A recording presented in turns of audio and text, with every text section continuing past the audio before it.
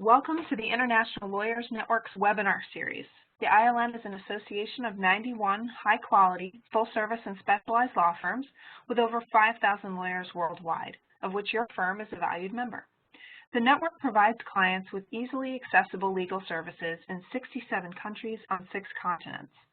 Today's webinar, AI and the Financialization of Law, illustrates the need for law firms to collect and interpret data that will better prepare them for the impact AI will inevitably have on our profession. David Ackert will provide the opening remarks to a lecture from Professor Daniel Katz. Before I pass things over to David, some housekeeping notes. Everyone will remain muted throughout the session, so if you have any questions, please type them into the chat box on your screen, and I'll share those with David during or after the program. We are recording the presentation, so a copy of the recording along with the slides will be sent to you following the webinar. Providing our opening remarks today is David Ackert. David is the president of the Ackert Advisory and mentor to high-achieving professionals in the legal profession. He has developed and implemented business development programs for countless firms, from AmLaw 100s to local boutiques. Widely recognized as an e-learning pioneer in the legal field, David is the founder of Practice Boomers, a business development e-learning program and 2-time winner of the Legal Marketing Association's Your Honor Awards. He is also the founder of Practice Pipeline, a pipeline management software platform that incorporates business development coaching. The combination of technology and coaching has become a hallmark of his programs. So without further ado, I will pass it over to David. Thanks so much, Lindsay, and hello, ILN. Great to be with you on another program today. I'm going to provide some opening remarks, as Lindsay mentioned, on the topic of AI in legal. My comments will be providing more of a stage setting or a context setting, if you will. Dan Katz really is a specialist in this area, much more so than I am. But I've learned some things that might be interesting for us to think about as we start to move into Dan's lecture. To give you a little bit of background on Dan Katz, he's a scientist, technologist, law professor who has been really shaking things up in legal with some of the information that he's brought to the table, some of the insights he's brought to the table. He teaches practice and professionalism, e-discovery, legal analytics, legal project management, legal process improvement, and civil procedure at Chicago-Kent University, and spearheads new initiatives to teach law students how to leverage technology and entrepreneurship in their future legal careers. Many of you who attended law school in the past might be sort of doing a double take at this point. What are they teaching in law school today? Well, we're teaching them about things to come, which Dan will give us a little bit more of an insight into. Anyway, I won't read off his bio here. Surely you can do that for yourself, and you'll have access to the deck and the recording of this program after the fact if you would like to do so. But he can be contacted at LexPredict, which is his legal analytics company, if you would like to speak with him further. And he and another consultant who are very much entrenched in the AI legal space, I think, will be good resources for you should you find after today's program that you really would like to start to move your firm's business model in a direction that incorporates artificial intelligence more meaningfully. So a lot of times when we hear about artificial intelligence, you know, people will flash on Arnold Schwarzenegger and the Terminator or various other science fiction stories and movies that we have seen in the last few decades. Really, even if you're as much of a science fiction addict as I am, these kinds of stories have been told for almost the last century. But it typically ends poorly for us humans, right? The robots show up, and pretty soon they have evolved past the point where we are particularly useful. We become a bit of a nuisance, and now that they're so much more advanced than we are, we become obsolete. And so, you know, that is not exactly what's happening, at least not at this stage in legal. And I don't think that's anything that we need to worry about for at least another decade. Really what's happening is something that looks a lot more like this, where as technology advances, and specifically artificial intelligence, we're finding ways to make what we do more effective. We're finding ways to work with AI. And that's really the way that I would encourage everyone on the program today to start thinking about it. AI is not a threat. AI is currently a way that we can become more efficient, more competitive. We can meet our clients' demands more effectively, and we can beat out the competition who is perhaps slower to adopt artificial intelligence and is a little more married to a traditional business firm model. So let's think in those terms, because I think you'll find artificial intelligence to be something that can ultimately benefit you, certainly in the short term. By way of preparation for this program and others that I have been involved in recently, reached out to a contact I have at Watson and asked them, look, a lot of the law firms I'm working with are kind of nervous about artificial intelligence. Are we going to have robot lawyers anytime soon that are basically going to make the human profession obsolete? And they assured me no. Look, the Watson processing technology and the various artificial intelligence resources that are out there cannot be lawyers, but they can do certain things that have been often delegated to lawyers. So an example that they gave is something called the Ross application. So there are obviously research offerings from Bloomberg, BNA, LexisNexis, Thomson Reuters, but they tend to come with a steep learning curve. And the Ross application is interesting because it's a very practical tool that you can pretty much start using in a matter of minutes. And I'm going to show you a slide in a moment here with a few firms that are already using it fairly meaningfully as part of their service delivery. But essentially what Ross allows you to do is just ask research questions in a natural language. You don't even have to know the appropriate legal term, and it will figure out what the appropriate research is and serve it up to you. It's able to sift through over 1 billion text documents a second and return the exact passage that the user needs. It references precedent. It also is interesting because it has a machine learning algorithm that allows it to learn as it searches.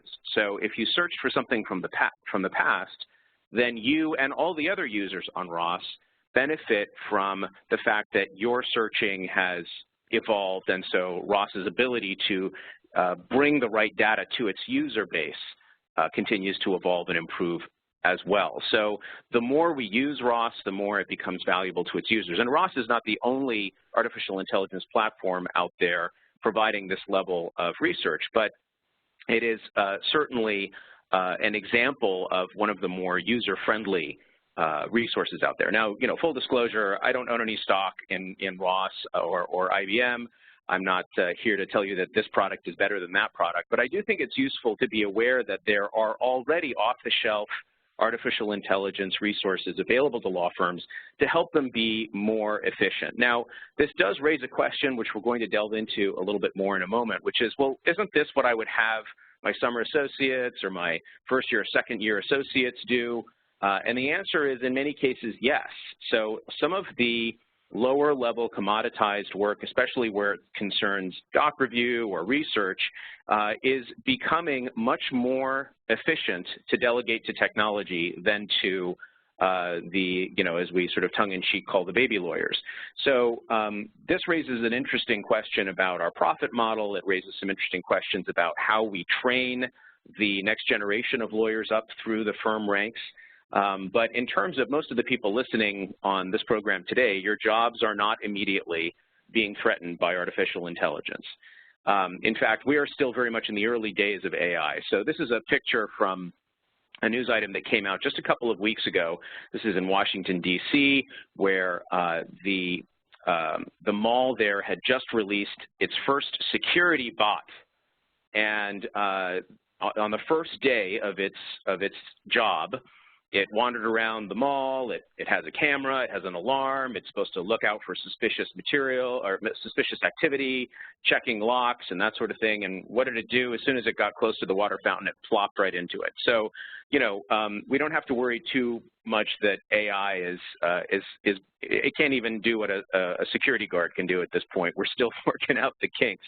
So we're very much, if you're looking at sort of a historical parallel, somewhere around 1900 with the airplane, right? The Wright brothers hadn't quite figured out how to make it work yet, and this is one of their early experiments in flight. However, by 1902, they were able to get an aircraft up off the ground. Now, it's a far cry from the aircrafts we know today, but there was a progress, an evolution, a curve happening here that's worth paying attention to. And by 1931, we had all kinds of interesting aircraft that were used both commercially and in our military. But by 1951, our military looked a lot more like this, and we weren't using dirigibles anymore. And our commercial airlines were looking like this already. So I guess if there's a moral to the story here, it's the law firm business model is evolving. Don't double down on the dirigible, right? If you are attached to the existing law firm model, you may want to start thinking, be one of the early adopters who are thinking about what is the law firm model of tomorrow going to look like? Because we are definitely at a crossroads, and things are going to start changing. They already have started changing a bit. They're going to start changing a lot more rapidly as we continue to work out the kinks in AI and we start to develop more and more sophisticated technology that can produce some of the commoditized or some of the more routine repetitive work that we currently may be monetizing by delegating to associates. Here's an example of law firms that are investing in and incorporating artificial intelligence into their service delivery. So Norton Rose, Taylor Wessing, they're using a development house called Neota Logic. So Neota Logic will essentially custom build artificial intelligence to accomplish some of the legal output that you're looking to generate for your clients. Thomson Reuters is using Watson, and Baker Hostetler, Latham, they're using the Ross platform that I mentioned earlier.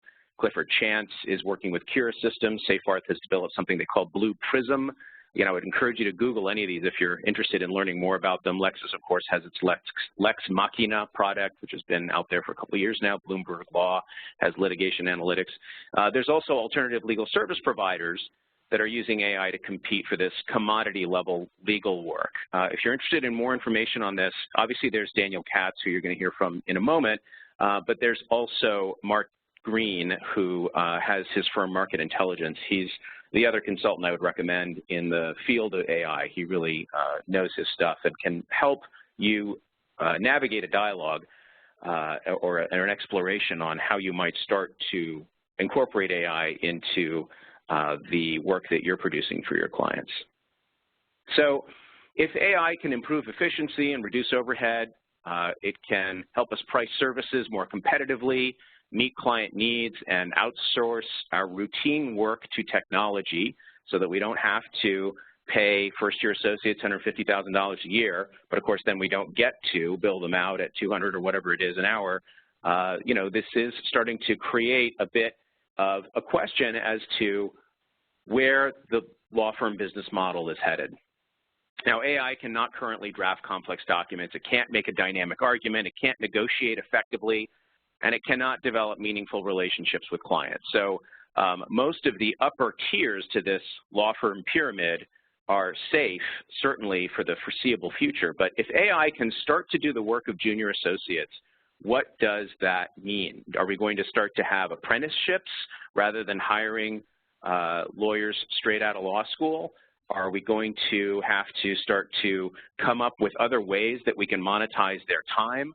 These are the kinds of questions that law firms are asking themselves, and if you aren't already, I would encourage you to ask them too, because while it may not be something that is an immediate pressure or reality for you today, it is something that some of your competitors are taking very seriously, and then going to the client base and saying, hey, we've already figured some things out here so that you don't have to pay the same kind of money for, frankly, a superior legal product, especially when it comes to research and some of the other things that we know clients are a little annoyed when they see associates billing them for on the invoices. So these are questions we should be asking ourselves, and that Dan Katz will also be exploring, although he's going to take this conversation to a slightly different direction, because what he's really passionate about is the financialization of law. Now, I asked Dan if he would be willing to come on to this program and speak to you all, and unfortunately, he has a very, very busy schedule and wasn't available during this time slot. But he said, you know what, let me pre-record something for you that you can use, and then if any of your attendees have questions, they're welcome to reach out to me, and I can talk to them offline. But basically what we have for the balance of our time together is a lecture from him that explores this concept of artificial intelligence, where it is to this point, and where he thinks it's going in the short term, because that's ultimately what we need to be most concerned about Where is it creating a pressure in the industry? Where is it creating an opportunity? Where is it disrupting the profession as we know it? So I'm going to go ahead and play the lecture. So we'll move into that part of the program. And then at the end, if we have time, I can field some questions. And as I said, we can also send questions over to Dan Katz to address specific items that he's addressed in this lecture. Here we go. So today I'm going to offer you a presentation in 5 parts. Part 1 is the economics of law. Part 2 is the industrialization of the artisan. Part 3 is how to build an enterprise data strategy in law. Part 4 is legal analytics and machine learning as a service. And Part 5 is fin legal tech. So I am an applied AI researcher, if I don't get to this, among other things. There's been a lot of writing about artificial intelligence and its application in the legal industry, and I'm very bullish on those sorts of things. But I will just say my own view is long before we have anything that looks like a robot lawyer, financialization is the more threatening sort of set of ideas or a more disruptive set of ideas. And one thing you use AI to do is predict stuff, and that's what financialization is all about. I just want to say that even as a person who does AI, I'm much more bullish on AI as applied to financialization than robot lawyers. For Part 1, the economics of law, I want to take a quick step back and just say, look, if you look at the industry, there's basic economic principles that yield the sort of structure that we have, and efforts to sort of move away from those economic fundamentals, I think, are problematic. If you look at the current industrialization of the legal industry, you can ask the sort of question 1. It's really important to start at these things. If you get too far away from your value proposition, you're in dangerous territory. So the question is, why do we even have lawyers? And what I mean is, what do we hire lawyers? What do they solve for? So you want to make sure that what you're doing aligns with what people actually think you solve for. I really think it comes down to 2 things: helping people navigate complexity so that you understand a process and they don't, and it's complex for them and opaque to them, but less complex or less opaque to you. The other thing people do is help people manage, for the types of firms on this call, enterprise legal risk. Could be, if you have retail clients, it'd be slightly different. But those are the 2 things. So what happened up to the financial crisis, we had massive changes in growth in social, economic, and political complexity, and that created a lot of legal complexity. And so in the face of having larger and larger amounts of legal complexity, we created greater and greater number of human experts, and we applied them to solving these range of problems. So if you think about some of the big applications in law where there's been large amounts of human labor, it's usually in the face of complexity. So, for example, banks as clients is a particularly great place to be because they had massive complexity and you could get drastically outsized returns. So I kind of think of lawyers as one hat they wear as complexity engineers. The problem is that complexity kept growing, and up to the financial crisis, we had an unbelievable amount of growth in this industry. So if you think of legal expenditures as a function of GDP, so even if GDP grows, this is a function of GDP. So what's its percentage as a sector of the economy? These 2 graphs sort of disagree with one another, but they tell roughly the same story, which is somewhere like 2.5 or 3x growth. After the financial crisis, flat. Basically, we don't have growth in this industry anymore. And I don't really see a lot of prospects, at least unless you can come up with alternative markets or something. I don't see the core industry really growing. You might be able to grow through globalization or something like that, but the core industry, my view, is not going to get bigger. It's going to get smaller. So for those 35 years, we basically turned the dial up on labor. We just threw more and more people at it. And so again, if you were able to get one of these massive multipliers by having lots of associates work on some high complexity matters, you get these unbelievable returns. One of the challenges, if you find folks that are kind of came through this golden era, and that's definitely what that period was, from like 1983, coming out of that recession, into up to the 2008 financial crisis, will be seen as the golden era in law. Is from a bull market to a bear market. You can still make money in a bear market, but you have to have a real strategy. In the bull market, you just buy a stock and hold it, and that's it. So where are the large-scale complexity opportunities in law? If you have banks as clients or technology companies as clients, that's where the high complexity opportunities are. So lawyers who represented banks, law firms that had banks as clients, especially the tier 1 banks, got massively outsized returns relative to virtually anything other than maybe tech as clients. Second thing the lawyers do is help people manage enterprise legal risk. My friend Paul Lippy, some of you may know, just that there's three types of lawyers out there. A mediocre lawyer goes around and plays whack-a-mole. You know, whack-a-mole is like where the little, you can see the pictures there where the crocodile's head or the chimpmunk's head comes up and you pop it down. They go around organizations and creating fear and friction and saying, oh, this is risky, this is risky, this is a legal risk, this is a legal risk. The clients, of course, say, business is risk, so that's not a particularly useful thing for me. Clever lawyers can maybe help shape/distort external perceptions of risk. That's what a clever lawyer does. But a great lawyer designs systems that balance risk, improves transparencies, and helps clients price risk. Price risk. You want to pay a proper risk premium for whatever risk you're taking. So a great lawyer is actually helping you price the risk. So a much higher value opportunity is not to say something's risky, but to actually assign a numerical weight that a CFO can actually operate or a CEO can operate under a business decision. Now, obviously, the challenge that we face in terms of getting returns, this is why investment bankers have done a lot better than lawyers, is we have trouble measuring counterfactuals. So the risk I prevent is very hard for me to catch the upside of the risk I prevent. We only get the risk that the risk that you clean up is much clearer than the risk you cause to not occur. So that's just a problem with our space and why we need a more rigorous set of metrics to describe what we're doing and the risk that exists and the risk that we're avoiding. Now, if you look at why we have law firms, what do law firms solve for? They solve for two things as I see it. I mean, if you're an enterprise customer, you can always make something yourself or do something yourself, or you can buy it from a third party. One thing that law firms solve for is peak load.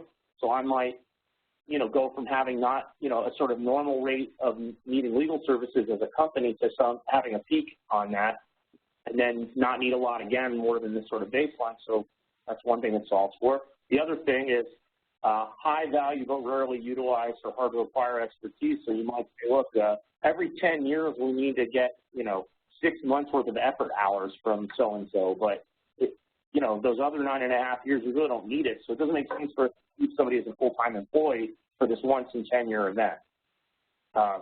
If you don't have volume, that's fine. It's sensible to make rather than, it's not sensible to make rather than buy. Now, I want to not be misunderstood. I think lawyers and law firms do provide substantial value. I think they're losing a lot of the conversation because they're not able to rigorously demonstrate the value proposition, not in a way that even convinces a general counsel, but convinces the CFO who controls the purse strings at most organizations.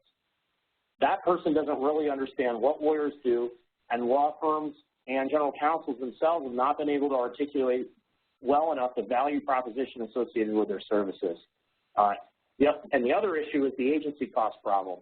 So if you know this from economics, an agency cost problem is something where I can't monitor the activities of a third party, or the principal can't monitor the activities of their agent. And so, I like to say agency costs will turn allies into frenemies. There's Dr. Evil there. Between inside and outside counsel, the problem, the agency cost problem, the difficulty with monitoring, the lack of objective metrics has made it very difficult for us to understand whether a person's providing value or just padding the bill or doing unnecessary work. So I think that the solution for the industry requires engineering around these agency issues, and most of the ways you solve agency cost issues is developing better metrics, measurement standards, and data. Now, it's only going to lead to a partial solution, but it would lead to a much better state of affairs, in my opinion. So this is from a deck from another thing, but many people are working on this problem, but there are successes from other parts of the economy where the supply chain thrives in a metrics-driven environment. And so there's been a lot of interest in Lean and Six Sigma as applied to law, and I think that's quite appropriate because that's a place where people have been able to work with the suppliers, to be able to better articulate what the suppliers provide that they can't do themselves, and to measure the upside and downside associated with various actions that people take. So obviously we're not making cars in this industry, but we are doing things that are processes that are characterizable and measurable. And anybody who says you can't measure something, I don't consider, that's my own view, is that that's not a particularly mature approach to thinking about the world, because I would just say to them, how do you know anybody ever did anything that was proper? Oh, well, I know it when I see it. That's what they say. Well, how did you know it when you saw it? The challenge for all of us is to be able to articulate in a rigorous manner what it is you knew or knew when you saw. Again, a CFO listening to this conversation thinks it's the most ridiculous thing they've ever heard. So we got to do better. That's the argument. Okay. So let's talk about industrialization of the artisan. Across the economy, there's an effort to convert artisanal processes into industrial processes all across the economy. So if you've read The End of Lawyers by Richard Susskind, that's really what he's arguing for, the move from bespoke to standardized to systematized to packaged to commoditization of services. Now, the hard part with industrialization is you want to retain the artisanal aspects of something that actually adds value while industrializing the rest of the process. So I like this example myself, the non-lethal example. On the left, we have Sal from Sally's Pizzas, considered by many to be the best pizza maker of all time. So this person's a one-off, a massively non-scalable person. He's considered the greatest artisan ever. On the other side, we have Domino's, which is an effort to industrialize the process, but nobody would mistake the item on the one side for the item on the other. So the challenge is how to do industrialization while retaining the artisan properties of what's going on. So this, just to carry out the example, this is the fastest growing pizza chain in the United States, and it's all about trying to do a wood-fired pizza in 3 minutes in an industrial process where you retain the artisanal qualities as much as possible, but you're able to scale and provide consistent experiences across. Every time you get a pie, it has a unique, or it has a uniform sort of treatment, but a high quality and uniform treatment, not like Domino's, which would be considered a lower quality or inferior good as compared to Sally's Pizza. So I think we're really in this stage with a lot of stuff. This is what process improvement is really an effort to do. We have bespoke services, kind of artisanal services. We're trying to standardize and systematize what people are doing. And so that's where we are in this sort of arc that's Susskind. Now, some things have been commoditized in law, but most of it's really, we call it commoditized, but what we really mean is standardized or systematized. Well, I just want to be mindful of retaining the lawyer and law firm value proposition, reducing agency costs, and that leads you into data. To me, data is the key that makes this whole thing go. So my argument is every organization in law needs a data strategy, which means capture, cleaning, and regularizing data to support a wide range of tasks. Mark Lemley, famous professor at Stanford Law School, says we got a lot of anecdata in law. We have an anecdote and a tiny bit of data, and we're making massive decisions on the weight of very little information. I think that's an absolutely accurate description of what goes on. The hard part is people either have data and are not collecting it, or are just hoarding it but don't quite know what to do about it. And that's why, people are going to have to look for so-called non-lawyers or other experts that have expertise in this type of task, using data to solve various types of problems. That's something, like I mentioned for the beginning of this call, that we help people do, is leverage their data to help, if nothing else, better articulate in a rigorous manner that would convince a CEO or CFO that what they're doing has actually brought value, commensurate with the cost. I am mindful of this. When you're doing these data strategies, you want to make sure that there's an ROI associated with each step. So these dominoes, if I said you got to do 14 things, and then someday you're going to have this data strategy that's going to have a payoff, people are going to say, I need an ROI like more immediately. So why a data strategy is useful is you want to line up and have the first step of financed by people's action and carried on through the step-by-step, pay for it as you go, so to speak. Okay, so this is why we want data. We want to do two major things: procedural predictions and substantive predictions. So let's start with the procedural side. This is what a lot of our processes are, as we think it is, as it actually is, and as it should be. And all of those additional steps are waste. The client doesn't care. If you can get the world to the problem is we don't put our own processes on trial. When you build one of these process maps, it's really just a first-order estimation of what your actual processes are. You try to get an expert to articulate what the processes actually are or actually should be. Then you want to collect data around each of the nodes in a process so that you can actually see how well they reflect reality.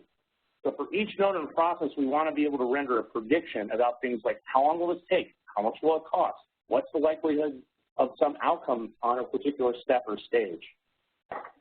Then what you want to be able to do is link and log each node of the process map to times, to costs, to a whole range of other metrics we might be interested in, and therefore also reveal if there's any nodes that are missing. Here's a step of the process we didn't realize. So I've got some examples of some process maps up here.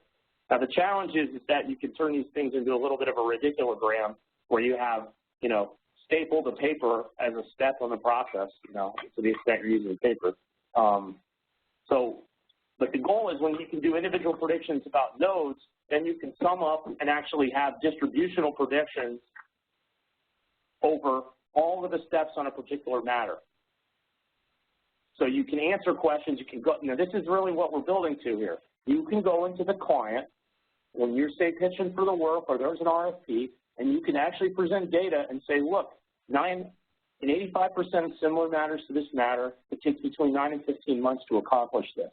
And you're able, and here's the long tail, and here's what the long tail is, here's the instances where you might go beyond that, and here's why you go beyond it. So you're not just doing client count, you're doing a mixture of client counseling, but you also look like you have a buttoned-up operation that really is clearly describing with data what is likely to occur. It's just a more convincing presentation if you're listening to it. You can also make predictions about costs. Look, the most common range is like 275 to 345.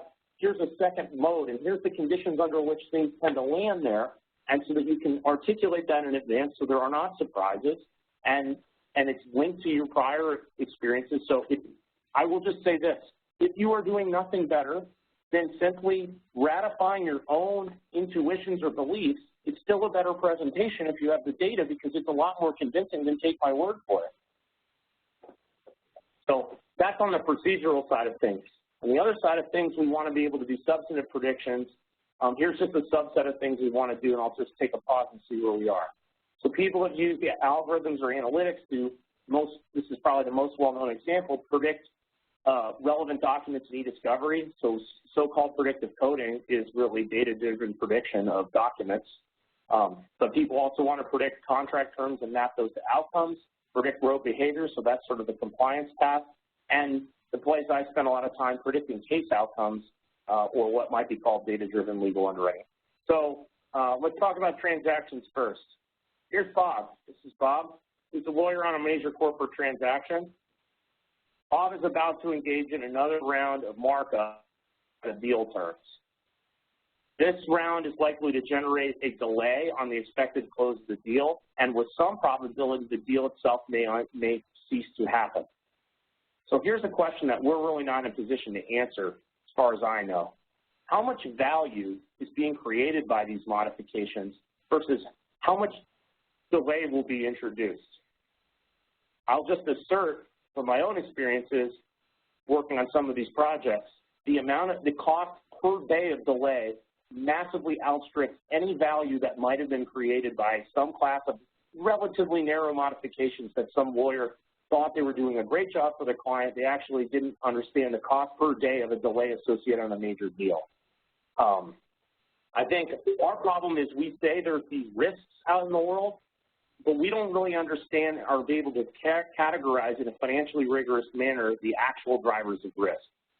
If you can't do that, then you can't compute the change in risk as a function of change in deal terms. So you can't actually articulate the value proposition associated with what you've just done. So one of the data tasks in law is to better map deal terms to actual outcomes. That's a real-life application for data science and law. I will just say that there's the enterprise example that's the kind of M&A or high-scale corporate transaction. There's also this other version, which is kind of a large sales organization or a large company that's selling some sort of widgets of some class. A lot of times in a company that you have a bunch of people who are salespeople essentially negotiating contracts. And so to the extent that you can give them guardrails, a sort of computable on-the-fly contract that can actually change the price of the deal as a function of changes of deal terms, then you have a contract that actually can create additional revenue. What are you doing? You're actually selling insurance. They're saying, well, we'll be happy to change those deal terms from what they are to something else. You just have to give us a corresponding payoff of this to offset the changing risk. That's a pretty good, that's like selling warranties like they do at Best Buy. It's a great business to be in. Some small delta changes, very limited risk typically, and huge returns. Compliance. 80% of the world's data is unstructured. So the solution to the problem is either let technology or human process that data. Humans, I will note, are very good pattern detectors. I've done a lot of work on human-centered prediction, but certain types of problems really do not allow for predictions to be made. So one place I've done work outside of legal is in trading. Here's 60 seconds of high-frequency trading. By the time you figure out the pattern, the arbitrage is gone. What we're having on the litigation side of things is the discovery compliance convergence is a big vector over the next 5 to 10 years. The goal is to take the insights we learn from discovery about the types of rogue behavior in organizations and map them back into compliance regimes so that you can avoid the problems in the first place. So in trading, this is the rogue trader who blows a hole in the bank because he doesn't care. He'll take an outsized position. If he hits it, he gets a bonus. If he loses, if he makes a mistake or gets it wrong, it's not his money. Same thing here. You have somebody bribing a foreign official, the Foreign Corrupt Practices Act. People are trying to put systems in place to monitor and prevent this class of behavior. This is another one. Organizations distributed, lots of different people. Some piece of information organization doesn't get to the other part of the organization. And again, data can help inform that. And lawyers who help oversee or to me can create amazing amounts of value. Another example here, I don't really even quite know how to characterize this fully, but it's an example of something that shouldn't have happened and perhaps could have been determined in advance. Now that is the only big data problem in law. Everything else people want to use the word big data on, it's a trivial data problem in terms of scale. Even the largest e-discovery problem or largest Dodd-Frank compliance activity doesn't even touch what really big data is about. This is the only thing that's anywhere near that, is to try to do this real-time monitoring with folks. That's the goal.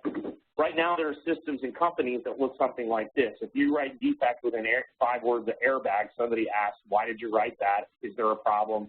A compliance officer might interdict, or if you write something like backdate or options or whatever. 2.0 version of this is a near real-time monitoring subject to legal limitations of a massive volume of corporate communications. And so that's where that space is going to head over the next 1 to 2 decades.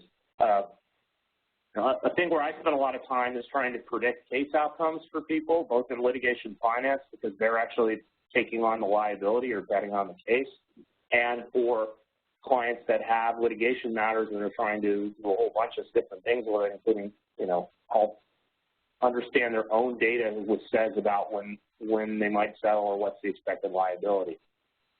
So here's an example I've worked on predicting just as a public example, because a lot of the other ones we have are proprietary to the client, but I have this, one of the problems in the analytics space is a lot of people say, oh, I've got a secret proprietary algorithm, and there's no ability to validate that what they're doing is real, or that they even have the skills necessary to carry off any of these particular things they say they're doing. So one of the things we decided to do is to actually do a public use case involving a thing everybody knows, Supreme Court decisions. So when it comes to predicting things, there's only 3 ways to predict things: experts, crowds, and algorithms. So let me just talk about experts real quick. On the Supreme Court example, 12 years ago, there was a tournament done between a simple algorithm and a kind of who's who of the American Legal Academy and the Supreme Court Bar. So you kind of have a who's who here. The experts got 58% of the cases right. Now that's not, they predict the cases in advance. That's not really very good, and I'll tell you why, because they reverse just about 60-something% of the cases that they hear. So if you just guess reverse, you should get about 60% of the cases right. So in trading, we call these people noise traders. They think they have a system. They don't. They'd be better off to buy the S&P and park their money there for the next 30 years and ignore it. But, a lot of people think they have a system, and, when you actually put some empirical pressure on it, you find out they're not better than just some simple model. Sometimes it's called overfitting. You can our ability to remember things is we actually remember the kind of remarkable things because they're remarkable, and we have difficulty normalizing that to the kind of average or everyday events. Nate Silver has popularized this idea in his book, The Signal and the Noise. Nate Silver of kind of 538 fame. You might know him from like election predictions. More on that in a second. Ed Walters from Fastcase calls this stuff the tyranny of the hunches. and how you, and this is an article that's in the Florida Bar Journal you might check out about how to use analytics to give yourself a strategic advantage. One of the problems we have is we need to be able to evaluate experts and benchmark their expertise. We really don't keep score in law. And I'll just tell you on this Supreme Court prediction problem, the pure forecasting standpoint, the best known Supreme Court predictor is this dude here. He's a 30-year-old, lives in a one-bedroom apartment in Queens, New York, and he's not a lawyer. He's won a national tournament 3 times in the last 6 years, and he's been in the top 5 every year. That's actually a special case of what's called superforecasting. This is a book you can read about the Defense Department has been very interested in finding what would be called non-traditional predictors, people who are good at a prediction task but don't, let's say, have the pedigree that would land them in Langley, Virginia. But they want to find people who, like Jacob Burla, would never be the person who would be allowed even to try the case or argue the case for the court, not even a lawyer, but is good at this discrete task of predicting. You want to find, the goal of this Defense Department thing is to create these public tournaments where they try to find people who are good at forecasting geopolitical events. I think these types of efforts really highlight that I think a large part of law is full of noise traders, and I'll just to make this as concrete as possible, Warren Buffett has something called the Buffett Challenge, where he's challenged a bunch of fund managers. 75% of fund managers approximately trade worse than the S&P, which means if you calculate their fees, their performance, their return on investment over a longer-term window is worse than just putting your money in the S&P, as I mentioned earlier, and parking it and just ignoring it. And I think a lot of things in law, everybody thinks they're in the top 25%, but by definition, there's only 25% in the top 25%. And maybe the person who's good at arguing the case is not the person or running the matter or managing the matter is not the person who's good at providing a dispassionate prediction as to how it might lay out. Okay, so over to crowds I mentioned a minute ago, we run this is where Jacob Burla comes from. We run this thing called Fantasy SCOTUS. It's as cool as it sounds. It's been covered in a lot of outlets, but what I want to say about it is that people are playing for prizes. So people have an economic incentive to try to predict the cases correctly. We have a crowd-based prediction that we can develop for because we have thousands of people predicting the cases. Most of our crowd are noise predictors. They're worse than just guessing reverse. A small subset of the crowd is way better than the baseline of guessing reverse and way better than most other methods. The problem is you need some method to smoke out the good predictors, and it's not always the people you think. So what I was just mentioning is not all members of the crowd are created equal. We maintain a super crowd, which is the top N% of predictors up to the most recent case. The super crowd, and this is really the key insight, one of the key insights for your organization. The super crowd predicts the overall crowd and even the best single predictor. Even the crowd itself is better, the super crowd is better than any one individual expert. Now look at law. How many times do we let a single person make a massive financial decision on the weight of their single person expertise when they're working in an organization, probably every firm on this call, and it's full of lots of people with expertise. Yet we typically are leveraging one person, and that's called manual underwriting, but it's known in the insurance space to be a bad way to write insurance. This just so you can see. The expert crowd last term got about 84% of the cases, just over 84% of the cases correct.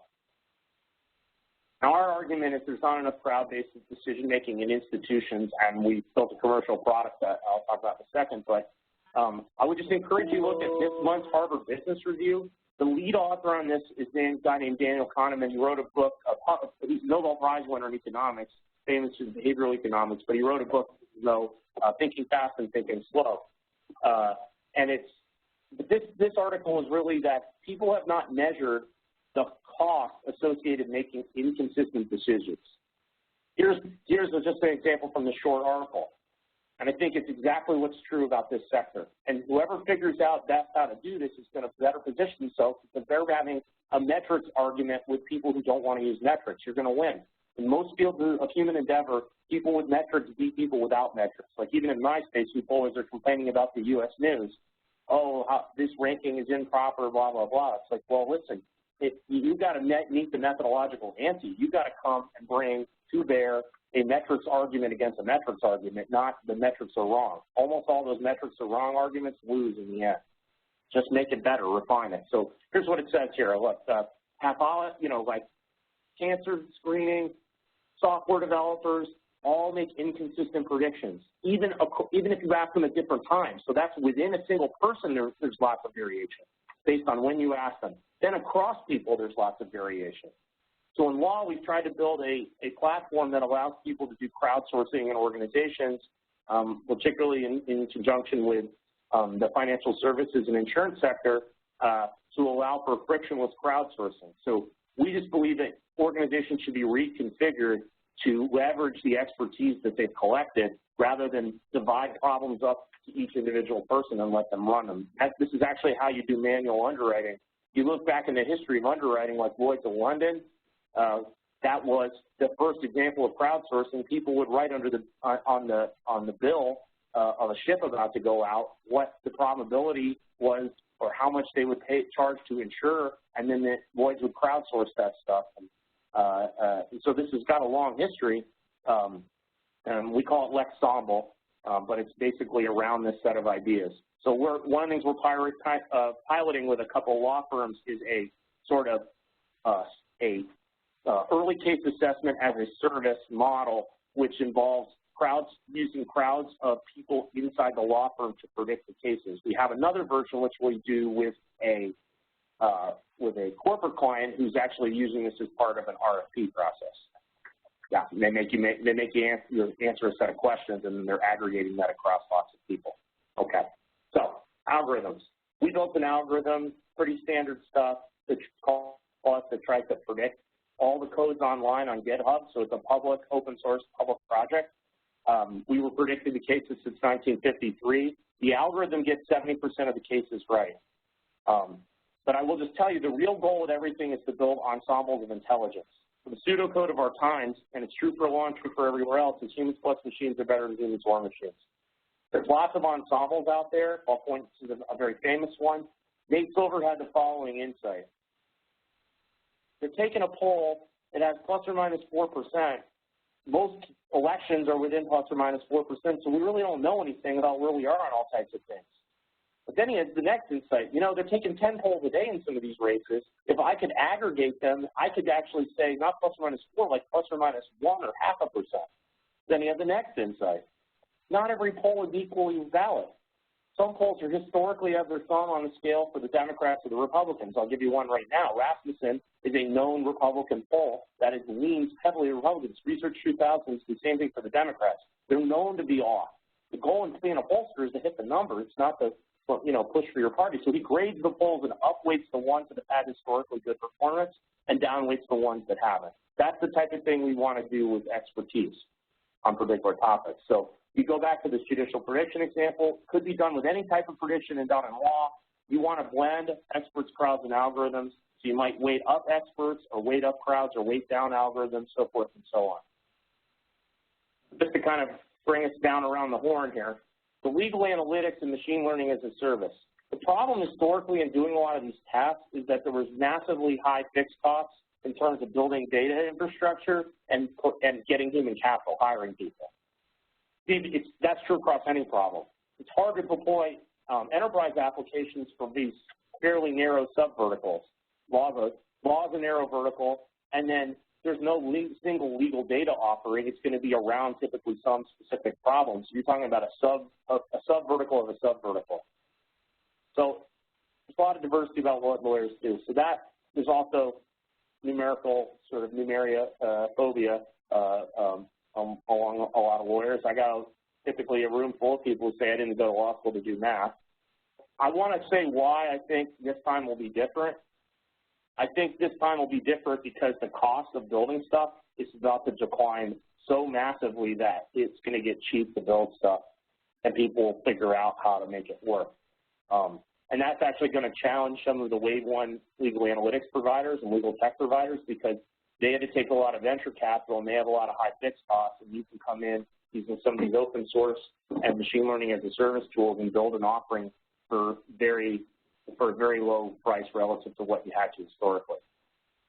So you're going to get cheap applications. Here's what machine learning as a service is, sometimes called AI in the cloud. I'll just thumb through these things. It's also sometimes called the cloud wars, like out in Silicon Valley. So IBM Watson sort of comes out, and all of us were very excited about it because you could get, enterprise quality AI available as a service offering. And I thought that was going to be really a transformative thing, and it certainly has been, but not for the reasons I expected. What it caused is a bunch of their competitors to come in and say, well, we have stuff too. Like Microsoft said, we have Azure, you can use this. Google says, we have TensorFlow, you can use this. Amazon Web Services, not to be outdone, the largest cloud provider, said, well, we have machine learning too, right embedded here in the cloud offering. So you used to have to build this entire stack, enterprise stack, for an end-to-end application. But now we can stand on the shoulders of giants. So what we have in legal analytics now is a last mile problem. It used to be you have to build everything. Now you can just go off the shelf, machine learning as a service with some customization or configuration, and then just work on your unique domain-specific offering. So instead of having to build all 5 blocks there, you just build a black triangle and you're done. And that's not always trivial to do the black triangle, but it's a lot cheaper than building the whole stack. So machine learning as a service and all the free open source algorithms that have been made available is massively decreasing the cost of production and lowering the cost of prototyping. So that's where this all leads us to in legal tech. As I said at the beginning of this call, the biggest challenge in legal, as I see, isn't robots, it's financialization. What do I mean by that? As you start to build a data strategy leveraging machine learning as a service, you get better at predicting things, which opens the door for FinTech. So FinTech has 2 vectors, removing socially meaningless frictions from financial processes, and the more important one for this proposition is characterizing or pricing increasingly exotic forms of risk. I don't know how many times I've been places where people say you can't predict X, you can't predict X. Meanwhile, they're helping guide a client about what to do, so that already implies they think they have some ability to predict it. So Fin Legal Tech is the application of those ideas and technologies to a wide range of legal spheres, litigation, transaction, and compliance. And here's the big insight.